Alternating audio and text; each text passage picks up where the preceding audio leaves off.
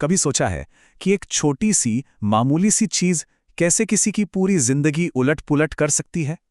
आज हम एक ऐसी ही कहानी सुनेंगे, एक छोटे से गांव की, जहां एक गहरा रहस्य दफन था और एक ऐसा सबक जो सदियों से सुनाया जा रहा है। एक सिक्का, एक श्राप और एक सफर, बस यही 3 चीजें एक ऐसे अद्भुत सफर की शुरुआत है जहां जहां हिम्मत और रहस्य आमने सामने होंगे।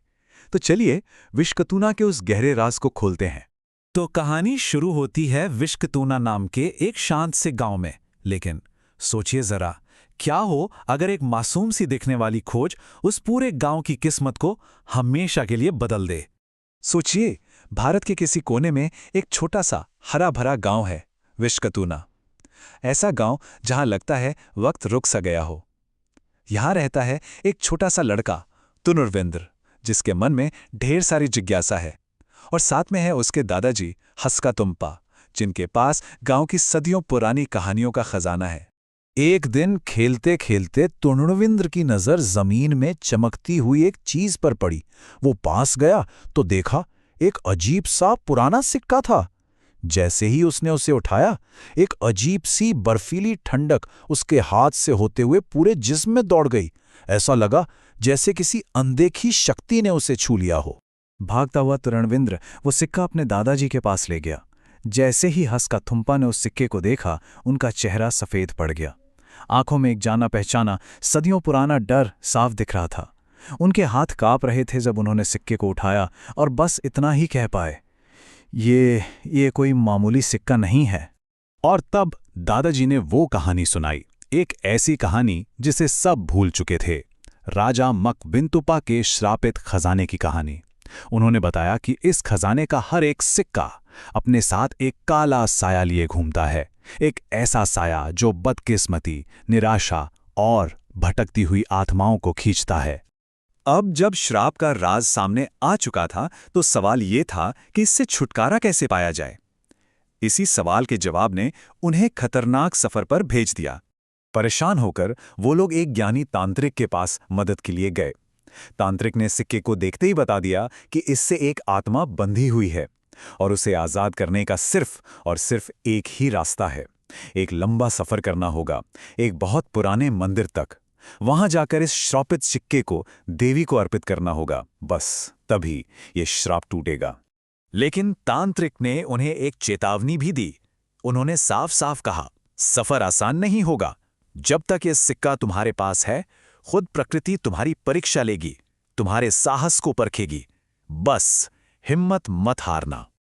और हुआ भी बिल्कुल वैसा ही। जैसे ही उनका सफर शुरू हुआ, तांत्रिक की बात सच हो गई। आसमान में काले बादल छा गए और एक ऐसा भयानक तूफान आया जो शायद सदियों में एक बार आता है। उनकी बैलगाड़ी ठप पड़ गई। हर तरफ तबाही मच रही थी। लेकिन दादाजी का इरादा बिल्कुल एक चट्टान की तरह अटल था।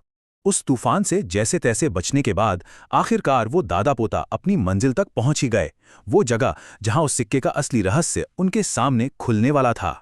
गहरे जंगल के बीचों बीच उन्हें वो प्राचीन मंदिर मिल गया। पूरी श्रद्धा के साथ उन्होंने वो सिक्का देवी मां के चरणों में रख दिया और उसी पल एक चमत्कार हुआ, कुछ ऐसा जिसकी उन्होंने कल्पना तक नहीं की थी।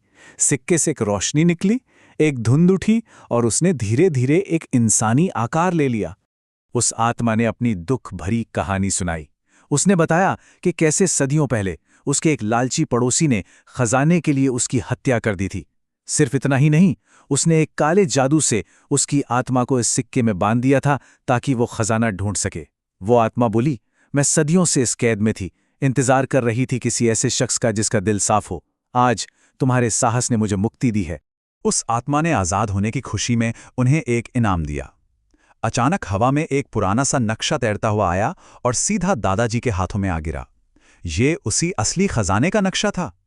और इसके बाद वो आत्मा एक सुनहरी रोशनी में बदलकर हमेशा के लिए शांत हो गई।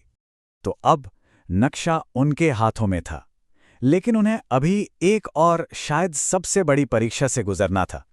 इस बार परीक्षा हिम्मत की नहीं, बल्कि उनके चरित्र की थी। वो नक्शा उन्हें एक गुफा तक ले गया जहां इतना खजाना था कि कोई सोच भी नहीं सकता। सोना, हीरे, जवाहरात, इतनी दौलत जो न सिर्फ उनकी बल्कि पूरे गांव की किस्मत बदल सकती थी।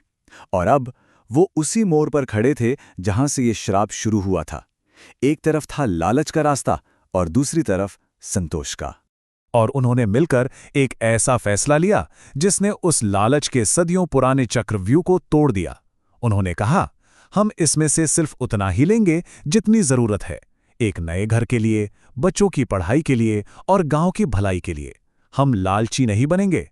उन्होंने उसी लालच को ठुकरा दिया जिसने इस पूरी कहानी को जन्म दिया था। और उनके इस एक नेक फैसले का असर सिर्फ उन पर नहीं बल्कि पूरे विश्वतुना गांव पर हुआ। उस खजाने के एक छोटे से हिस्से से उन्होंने अपने लिए एक मजबूत घर बनाया और बाकी से गांव के सारे बच्चों के लिए एक नया स्कूल खोल दिया। और जानते हैं उस स्कूल का पहला स्टूडेंट कौन बना? वही हमारा तुनड़विंद्र। विश्वतुना के लिए जैसे एक नई सुबह हो गई थी, एक उम्मीद की नई किरण। और शायद यही इस कहानी का सबसे खूबसूरत हिस्सा है। एक सही फैसला, उससे बना एक स्कूल, और उस एक स्कूल ने न जाने कितने बच्चों की जिंदगी बदल दी। शायद उस खजाने का असली मतलब यही था। तो ये कहानी हमें एक बहुत गहरी और सदियों पुरानी बात सिखाती है, जो एक संस्कृत श्लोक में कही गई है, संतोषम परमम सुखम, यानी संतोष ही सबसे बड़ा सुख है। क्योंकि असली खजाना वो सोना चांदी नहीं जो हमारे पास है, असली खजाना तो वो सुकून है जो हमारे अंदर है।